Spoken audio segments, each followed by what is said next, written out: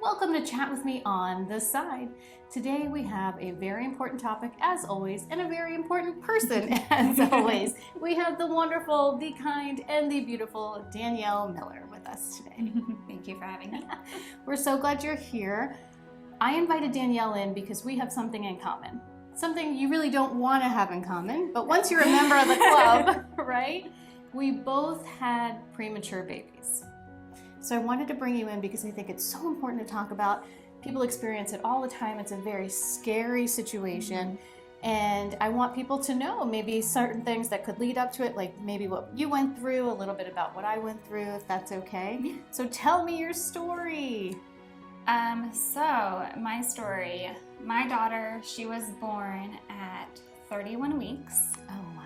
She was 3 pounds and 9 ounces when she was born. Itty bitty She was very, very, very tiny. And her delivery kind of came on very suddenly. I had mild preeclampsia and then things blew up. So during your pregnancy up until then? Oh, I was fine. My doctor's appointment before she was born was amazing. And then And this was your first baby at the time? My very first one. I was healthy. Everything looked great. There was nothing pointing to anything going wrong. And then I had mild preeclampsia, and then it just kind of progressed and blew up into HELLP syndrome within like 12 hours. What is that? I know preeclampsia, but right. What is... So HELLP syndrome is actually, it's a variant of preeclampsia, but it's not very common. It maybe happens to like 1 to 2 out of 1,000 pregnancies. It's very, very rare. So like basically you should play the lottery because your odds right. are like That's ridiculous. kind of, yeah. I haven't playing. I haven't won yet. But yeah, so I never heard about it until I was told I had it, and they just said we have to get the baby out now. And so you didn't go into labor. No, you were just in a situation where they were like, for your health, or the baby's health, or both. For both. So HELLP, it stands for Hemolysis, which is the breaking down of your red blood cells, elevated liver enzymes, and low platelets. So your organs are kind of shutting down. The only cure is delivery, so there's no option. My goodness. I woke up in a pool of blood and my placenta erupted. And yeah, so I was told we're having a C-section. No ifs, ands. If we wait, you could die. If we wait, she could die. Yeah, not an option. No, not an option.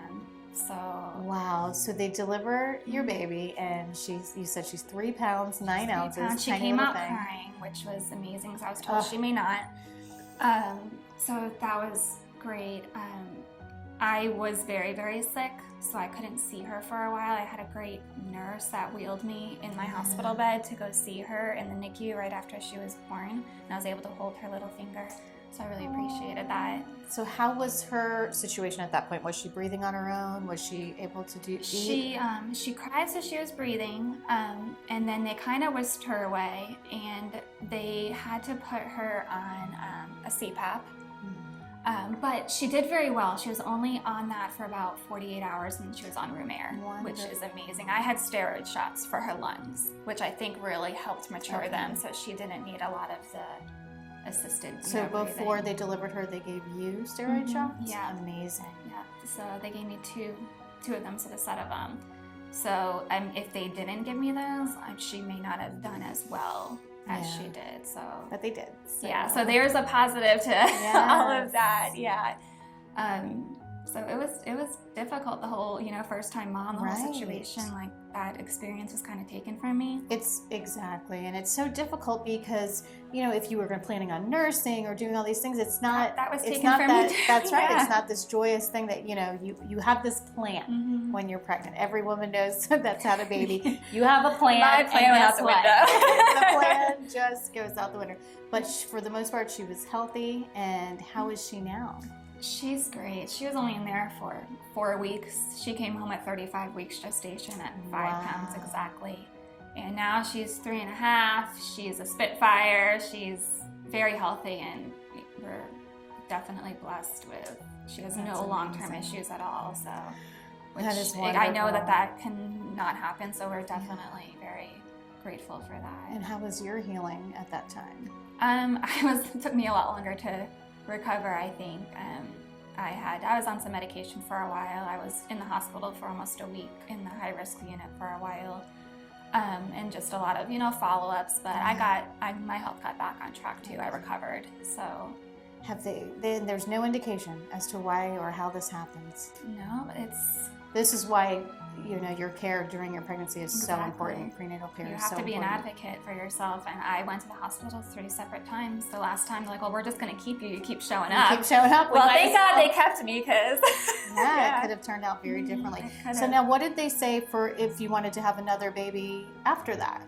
So that was a very difficult decision that me and my husband struggled with for a couple years because I've always wanted 2 kids, and I felt like that decision was taken from me. That decision was made for me. Well, you're lucky you have one. Let's not rock the boat too much. So we had some consultations, and pretty much there's so little that they know about the cause of it that they can't guarantee it won't happen again. But if it does, they didn't say that it would. They didn't say it wouldn't, and they said the odds were on my side that it wouldn't. Okay. So I was like, okay, well, and they said if it did happen, it would be later in pregnancy and less severe. That's usually what the studies show is if it does happen again. And they'll watch you like a hawk. They know what to look for. You know what to look for. So you made that decision? We did. We decided to go for it. We had a plan in place with our providers and got pregnant very easily again. And they watched me very, very closely. And were you a high-risk pregnancy? I was. I had a maternal fetal medicine doctor on my team, and I had a lot of appointments, a lot of blood work, a lot of ultrasounds. But I was grateful for it, and they all knew me. And and you have a healthy I do. I have a healthy little boy now. He's 7 months. I did have postpartum preeclampsia with him, though. Okay. So it did show up a little bit. It didn't go to HELLP syndrome. I had him at my scheduled C-section. I went home. The day after I got home, I recognized the signs for myself, and I called my doctor, and they admitted me back in. Good for you.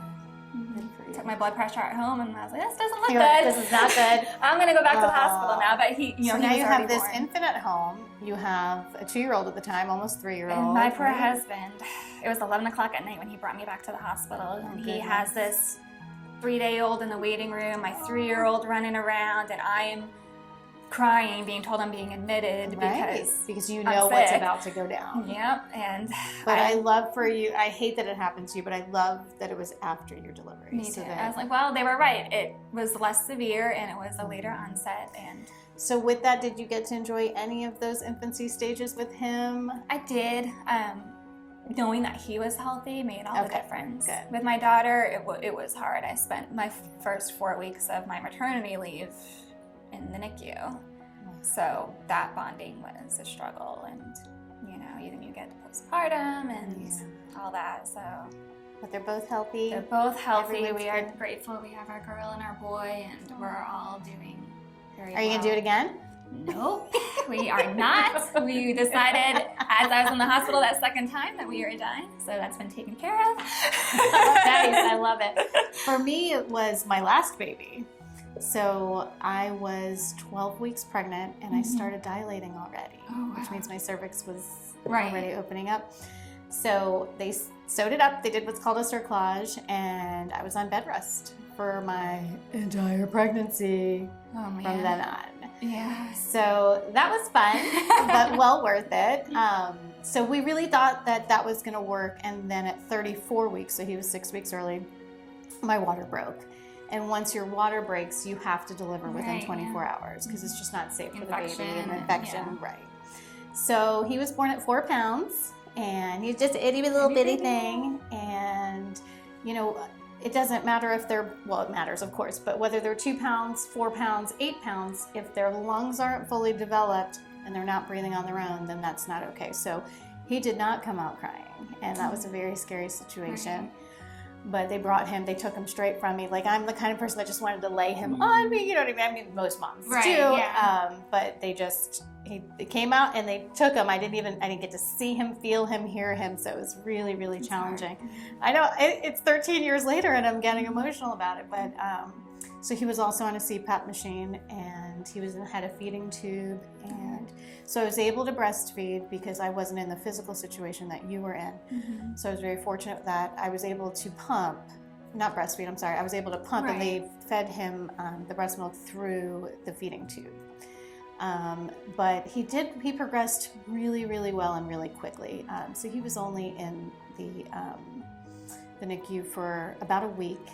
And then when we wanted to go home, when he was breathing on his own, it was so fascinating. They put him in a car seat. And did you do this too? And they put them on this simulated thing to do the car movements, and they monitor their breathing and their heart rate and all that stuff to make sure that they can tolerate the ride home, which I was so grateful for. Like, most people are like, just want to get out of the hospital. No. I was terrified. I know. Because, when they're first born, they lose weight at first. So he was less than 4 pounds, and then he gained a little bit of that back.